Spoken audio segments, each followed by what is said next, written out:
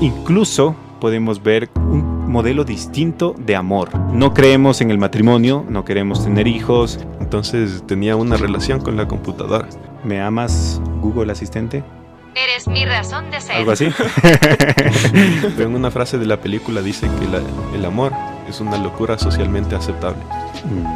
También se ve el romance entre hombre, hombre, mujer, mujer, que obviamente existió desde mucho tiempo. De alguna forma yo trataba de llenar los vacíos, de traerle como que alguna razón, algún propósito a mi existir.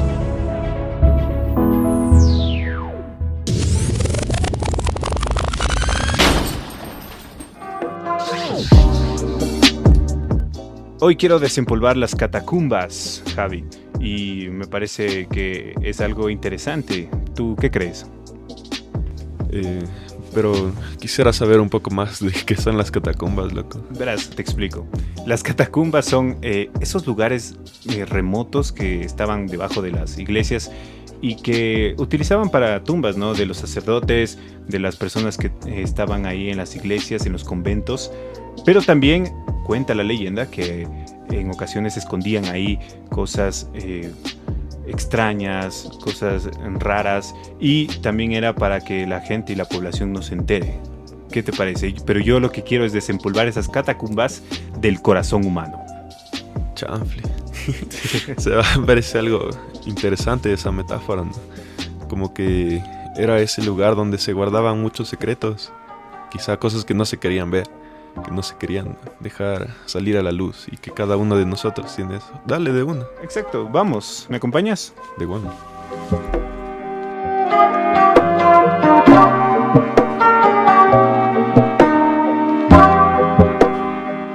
Y en esta ocasión, Javi, lo que yo quiero es desempolvar las catacumbas del corazón, pero con respecto a lo que significa el amor.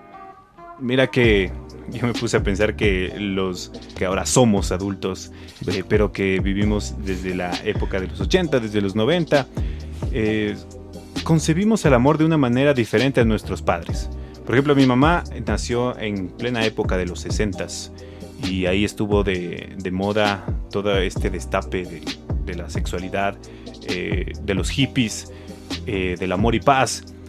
Pero también hubo un sentido diferente porque con el rock se comenzó a romper un montón de esquemas del amor. Era interesante que las películas, por ejemplo, la industria cultural presentaba un amor entre hombre y mujer, en que un chico y chico se conocen, chico y chica se enamoran, chico y chica se pelean, chico y chica se reconcilian, chico y chica vuelven, y chico y chica viven felices por siempre. Pero yo creo que ese formato ya ha ido cambiando. ¿Tú cómo concibes el amor ahora, Javi? Es interesante lo que mencionas de los patrones que antes se repetían, de que se conocen, se pelean, no sé, vuelven, encuentran verdadero amor, el gozo. Pero, no sé, quizá es una idea, digamos, bastante hormonal de la adolescencia. El amor no es solamente ese patrón, sino se convierte en, no sé, una necesidad, en algo que todavía hay que encontrar, que buscar, que crear, construir, qué sé yo, muchas cosas. Pero desde pequeño, ¿cómo pensabas en el amor? ¿Tú te veías casado? ¿Te veías con hijos? ¿O fue distorsionándose esa idea? Desde pequeño, no tanto, más, digamos, en la adolescencia, ¿no? Donde surgió esta fase del amor romántico más que nada. No siempre iba conectado con buscar familia, con tener hijos, con una casa, un hogar. Más que nada con el conocerse, en el tiempo que pasas con esa persona, en el estar junto a alguien, ¿no? En el ir por el camino, observando quizá el bello paisaje, comparándolo con la belleza de sus ojos. Te pusiste sentimental, loco. No me puse. Así soy, ¿no? Eso es lo que vos. O sea, desde pequeño yo era una persona romántica, por así decirlo, y creo que concebí el amor por medio del romance. Pero era un romance en el que yo pensaba, o sea, como las películas nos vendían, en que un hombre le conquista a la mujer por medio de poesía, por medio de, no sé, de cartas, de detalles, de una rosa. Entonces, esa era mi idea del amor, porque pienso que de pequeño me dejé llevar mucho por la influencia, puede ser de mis familiares, de mi abuelo, de mi mamá, porque se decía que era muy romántico mi abuelo. No lo conocí, pero marcó eso, saber que él era romántico, que él escribía poesía, mi mamá también. Entonces yo escribo poesía hasta la actualidad, pero lo que regía en mí para concebir el amor era el romance. Me acuerdo que ya cuando tenía 8 años me enamoré de una chica del curso y le regalaba poesía, pero no era poesía mía, sino era de Pablo Neruda, el de 20 poemas de amor y una canción desesperada. Copiaba. En la noche me levantaba a copiar la poesía y le obsequiaba. Algo así comenzó mi andar por el romance y por el amor. Entonces creo que así es como yo lo he estado concibiendo en estos instantes. Pero creo que nosotros sí pertenecemos un poco a la anterior generación. Pero viendo la industria cultural de ahora, las películas que nos ofrecen en Netflix, las películas que podemos ver en diferentes lugares, incluso podemos ver un modelo distinto de amor, un modelo distinto de romance. Y uno de ellos es, por ejemplo, el de Her, que tú me comentabas tras micrófonos que has visto. No sé si me puedes contar un poco sobre eso. O sea, es una película bastante llamativa. Está como que en un contexto más futurista. O sea, no tanto, quizá unos 50 años en el futuro. No hay carros volando, no hay, no sé, cosas que se sintetizan de la nada, ¿no? Pero lo que sí hay es mucha tecnología. No sería como Volviendo al Futuro, que ahí sí, por ejemplo, se veía cosas exageradas e incluso mitológicas de cómo sería el futuro. Si no es algo como más real, ¿no? Ajá, algo que sí podría quizá llegar a suceder algún momento. Entonces, aquí tenemos al protagonista, que es Teodoro, que trabaja en un lugar particular, en donde, no sé, quizá por su manera de conectarse con sus sentimientos, quizá también es poeta como tú. Él trabaja en un lugar donde le mandan por mandato a escribir algunas cartas. Entonces, familias, quizá en un 50 aniversario, oye loco, tú que eres bueno para la poesía, sé que tienes este emprendimiento, ¿no? Para poder escribir cartas. Entonces, no sé, mándame un modelo, qué sé yo, mándame algo chévere y veamos de ahí si hacemos negocios. Lo curioso de esta película es que él empieza un proceso de divorcio en los que él revive por medio de flashbacks muchos recuerdos de su relación. Y justo sale al mercado lo que es un sistema operativo, un OS, que era como una máquina intuitiva que entendía al usuario, entendía sus necesidades. Más o menos como el Siri podría ser, ¿no? Ajá, pero súper más avanzado. O como Google Asistente. Por ejemplo, cuando digo Google Asistente, ¿cómo puedo hacer para enamorarme? Este resultado de Google coincide con tu búsqueda. ¿Me amas, Google Asistente? Eres mi razón de ser. Algo así. Pero más avanzado, dices tú. Claro, súper más avanzado. Tenía hasta una voz personal. O sea, cuando instalaba él el programa... él le podía configurar la voz que quería y eso. Ajá, no la voz que él quería, pero sí la voz, digamos, que él necesitaba. El programa hacía como una encuesta. Entonces tú no cogías y respondías las preguntas que tú pensabas, ¿no? Que iban a dar la respuesta para la voz que tú quieras. Sino que hacían preguntas, señor, ¿usted es social o antisocial? Entonces él respondía, chuta, no he sido social últimamente, pero... Entonces ahí, respondía el programa, ¿no? Escucho que titubea en su voz. Entonces le decía, como, ¿cuál es su relación con su madre? Entonces sí sería un tipo Siri 2.0, ¿no? Ajá. Entonces ahí le preguntan si quiere una voz masculina o femenina. Femenina, y nace, digamos, esta voz, que se empieza a poner un nombre a sí misma, porque lee un libro y le gusta, y empieza a estar con él continuamente. Ellos tenían como que siempre un audífono y un celular bajo sus manos. Entonces tenía una relación con la computadora. Esta computadora no era fría como Siri, que respondía en base a un programa, sino en base a su programación intuitiva respondía lo que el usuario necesitaba. Entonces se empieza a enamorar con esta computadora, a tener una relación un poco extraña, pero en una frase de la película dice que el amor es una locura socialmente aceptable.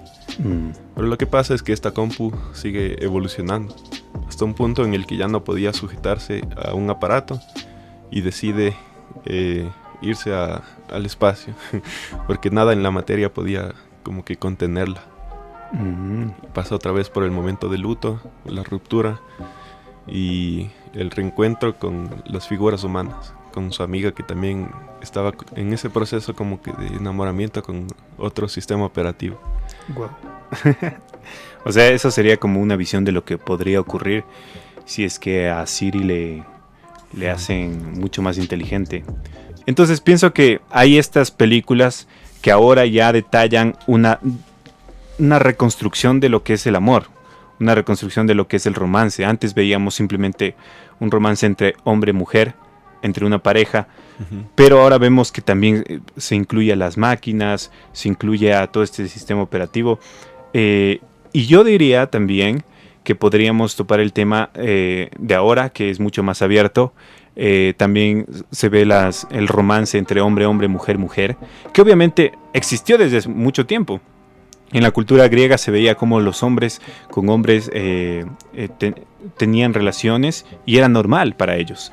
Entonces vemos que el homosexualismo ha estado presente en la sociedad y podemos decir que no es algo natural porque hombre-mujer se supone que es lo que procrean, pero ya se va concibiendo esta idea como algo natural.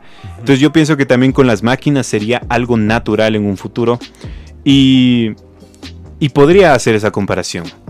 Un antes y un después, al menos un antes de la generación de nuestros papás que tienen entre 60, 70 años hasta 80 y en comparación con cómo percibimos el romance nosotros, quienes somos de los 80s, de los 90s y que nos llaman millennials.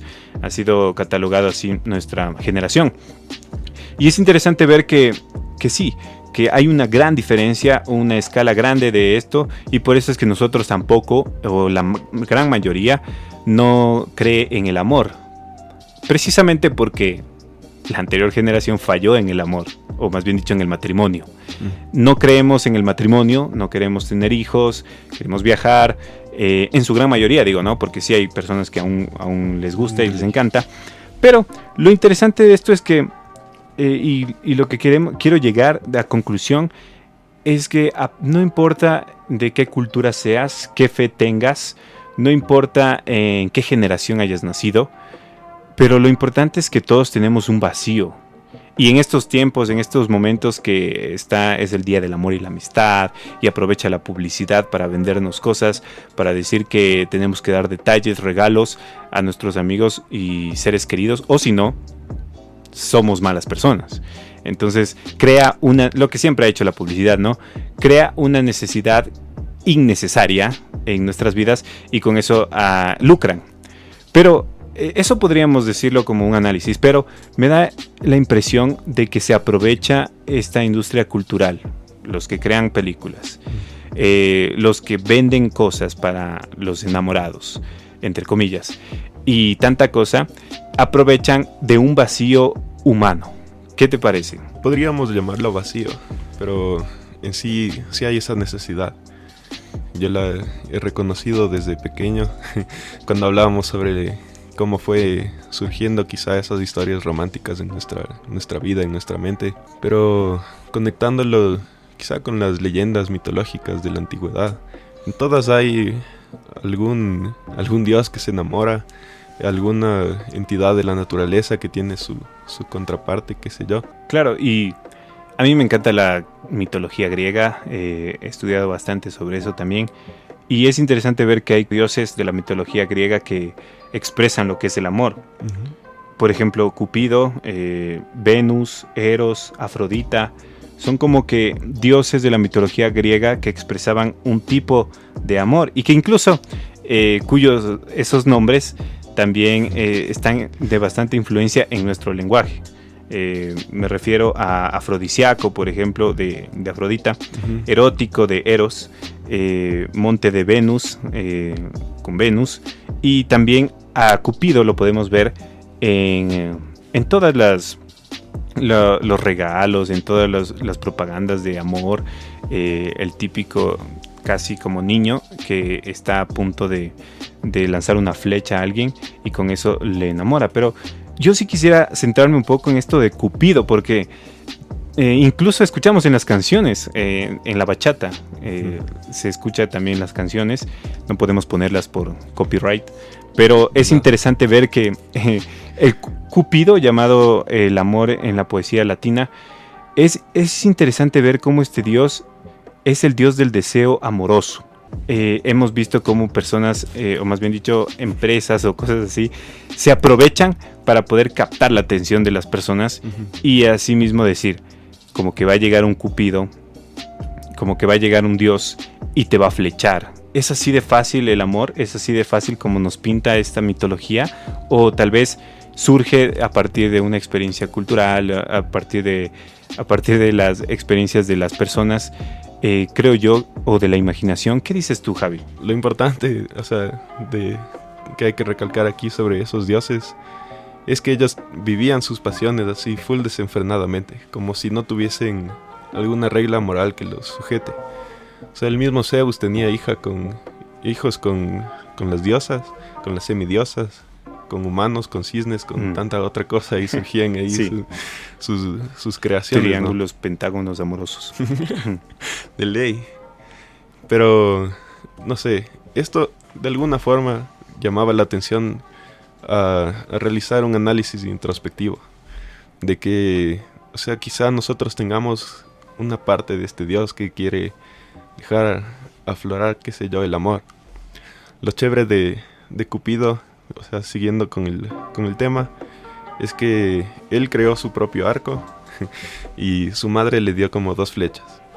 Una flecha de oro que servía para enamorar y una flecha de plomo que servía para, no sé, olvidar y plantar como ingratitud en los corazones. Y es interesante, por ejemplo, ahorita se me pone la idea, y es que decía que Cupido es la creación, o más bien dicho, lleva los genes de Venus y también de Marte, ¿no? Y es interesante ver que Venus, siendo la diosa del amor, y Marte de la guerra, cómo Cupido mezcla ambas cosas, ambas ideas, y las convierte en un símbolo que hasta ahora es totalmente hermoso, ¿no?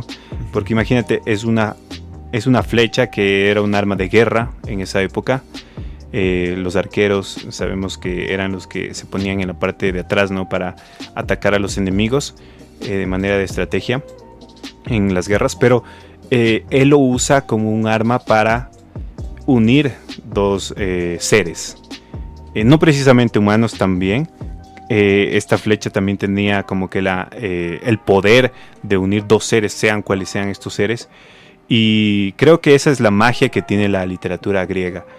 Y algo que me interesa y que me doy cuenta que pasa es que lo encontramos atractivo o nos encanta, tanto así que dura hasta el momento esta idea del Cupido, porque volvemos al tema de que ocurre que en el ser humano hay un vacío. Y por ejemplo, en esta mitología logra llenar ese vacío con la flecha que logra conquistar a 2 seres. Entonces, me parece, y de igual manera que si vamos a cualquier otra religión, otra fe, también hay un montón de este tipo de símbolos que ocurren, o sea, para uno poder llenar esos vacíos. Pero yo sí quisiera que tú nos des tu punto de vista, Javi, de tu introspectiva de fe. ¿Cómo concibes el amor? O sea, yo tengo una base cristiana. Obviamente, esta base cristiana nace de la Biblia, de la palabra de Dios. Que asimismo, como los griegos, es una literatura bastante antigua, que recoge muchos escritos importantes que yo pienso que de alguna manera siguen siendo relevantes para este siglo, para este tiempo. Y cómo yo le concibo el amor como algo que nos llena. Quizá basándonos en el gran mandamiento que decía Jesús, cuando le preguntaron, ¿cuál es el mandamiento más importante? Él remarcó en dos, uno solo, que vendría a ser amar a Dios con todo tu corazón, con toda tu alma y con toda tu mente, y amar al prójimo como a ti mismo, reconociéndome a mí como en la situación de un humano casi sin importancia para todo el universo inmenso y todo. El mismo Dios creador venga y entregue su vida para... Un ser infinito entrega la vida por un ser finito. Y solo para complementar lo que tú estás diciendo, me parece interesante lo que dice Blaise Pascal, que era un matemático, teólogo. Dice, en el corazón de todo hombre existe un vacío que tiene la forma de Dios. Este vacío no puede ser llenado por ninguna cosa creada. Él puede ser llenado únicamente por Dios, hecho conocido mediante Cristo Jesús. Y me parece interesante lo que dice este hombre, teólogo, porque es genial entender que todos tenemos un vacío, como decíamos. Podemos llenarlo con muchas cosas, con muchas perspectivas, incluso con la industria cultural. ¿Quién no ha buscado un amor como el de Jack y Rose en Titanic? Yo creo que a todos nos ha llegado porque es chistoso ver esa dualidad, y eso es lo que cumple toda pieza cinematográfica, ¿no? Lograr captar bien esta dualidad entre una millonaria que está cansada de vivir y cansada de la vida, y un pobre que está buscando sus sueños y que despierta algo en ella. Entonces yo veo que hay unas dualidades, unas contrapartes que son muy interesantes, y cuando yo me pongo a pensar también en la fe cristiana, yo también que concibo la fe cristiana, me doy cuenta que pasa algo muy parecido, y es el hecho de que una persona o un ser infinito totalmente se hace un ser finito a sí mismo para poder salvar a otro ser finito que no tenía salvación de otra manera. Entonces yo veo acá que el sinónimo de amor es un sacrificio total por el otro, y por eso me encanta y me hago llamar cristiano, porque es ver por el próximo, es ver por el prójimo, por aquel que está cerca, y servirlo y dar todo de sí, porque sabiendo uno que aquel que lo amó primero lo hizo por uno, aquel que es infinito lo hizo por uno, entonces para mí no es problema. Y eso es lo interesante. Y creo que, bueno, podríamos seguir ahondando este tema, pero para no hacerlo más largo, podríamos llegar a una conclusión. El ser humano tiene un vacío. Eso está clarísimo. El ser humano intenta llenar ese vacío. También está clarísimo. Entonces muchos lo han hecho por medio de la fe, como nosotros. Muchos lo han hecho por medio de leyendas, de mitologías. Pero pienso yo que el único que lo puede hacer es Dios. Podría yo llegar a esta conclusión, tal vez tu amigo o amiga que nos está escuchando llega a otra conclusión diferente, pero yo podría resumirlo en esto. Y Dios va más allá de las religiones, Dios va más allá de nuestra cultura, va más allá de la sociedad, y entonces podríamos decir que Dios es la respuesta para el amor. ¿Qué te parece, Javi? ¿Tú qué opinas como conclusión? O sea, para mí tiene sentido, porque, o sea, mi vida antes de Dios estaba totalmente, no sé, hecha un caos. De alguna forma yo trataba de llenar los vacíos, de traerle como que alguna razón, algún propósito a mi existir. Pero, o sea, vivía en total desorganización. Desorganización de pensamientos, de propósitos, quizá de, no sé, de acciones también. Pero al reconocer eso, lo que tú dices, que un Dios infinito nos amó con un amor eterno y que lo podemos ver en la figura de Jesús, o sea, en un principio llamó mi atención bastante. Me hizo acercarme quizá un poco a la iglesia, pero con mi bagaje cultural detrás. Pero al final, de alguna manera, mi corazón sí se ablandó y acepté su palabra como verdad. Y sí, ha llenado el vacío totalmente. No solo en la parte del amor romántico, sino de muchas otras cosas. El propósito, y más que nada me hizo entender lo que hablaba hace un principio del mandamiento. ¿cómo puedo yo amar a Dios? ¿Y cómo puedo yo amar a los demás de la forma que Dios espera? Si es que somos criaturas de Él, creados por Él, no, o sea, lo único que podemos hacer es aceptar lo que Él nos da. Y yo lo he podido comprobar, que es perfectamente llenador, de alguna forma, al vacío. El dar, el compartir, el aceptar al otro, me ha hecho sentir bien con el vacío que yo llevaba antes. Quizá tratando de llenar con otras cosas, no sé, como que siempre se vacía. Es como una piscina donde hay un hueco. Tú tratas de llenar con agua, pero siempre se va a salir. Ese hueco vendría a ser digamos, quien lo tapa, Dios, con su especial forma, ¿sí? Deja deja que la piscina se llene por completo y desborde, que puedas yo llevárselo a otras personas también. Chévere, y entonces podríamos decir que sí, Javi, me has ayudado mucho a desempolvar las catacumbas del amor en este momento, en este instante.